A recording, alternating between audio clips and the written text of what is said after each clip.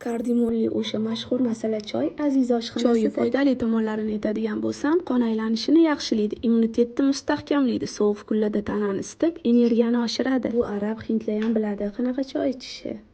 Ozgina bizga imbir kerak bo'ladi. Ustiga po'stlog'ini olib o'tirishinglar ham shart emas. Yaxshilab yuvib yuborasizlar bo'ldi. 2 yoki 3 pari kerak bo'ladi. Keyin kardimon qo'shamiz. Bitta choyni damlanadigan choyimiz uchun 2 dona kerak bo'ladi. Faqat o'rtasini bo'lib yuborasizlar. O'shanda undan ham foydali bo'ladi. O'rtasidan bo'lib solsanglar, mazasi tezroq chiqadi. 200 gram suvimiz qaynab chiqdi. Endi kardimon bilan imbirni qo'shib yuboramiz.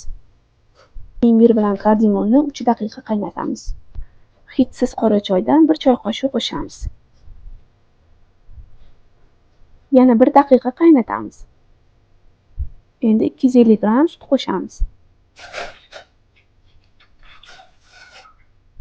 Mana qaynab chiqdi. Endi buni yana 2 daqiqa qaynatamiz. Keyin sitdan o'tkazib, choynagimizga quyib olamiz. Choynagiga solasizlar, agar shunaqa sitali choynaginglar bo'lsa, shuni ostidan quyib yuborasizlar. Shunaqa quyib olamiz, shamalari o'tib ketmaydi. Shunaqa foydali bo'ladi. Faqat qaynoq ichish kerak. O'pkani ham rosa qizdiradi. Shakari xohishingizga ko'ra qo'shaverasizlar. Xohlasanglar asal qo'shsanglar ham bo'ladi. Aziz oshxonasida yana ko'rishguncha.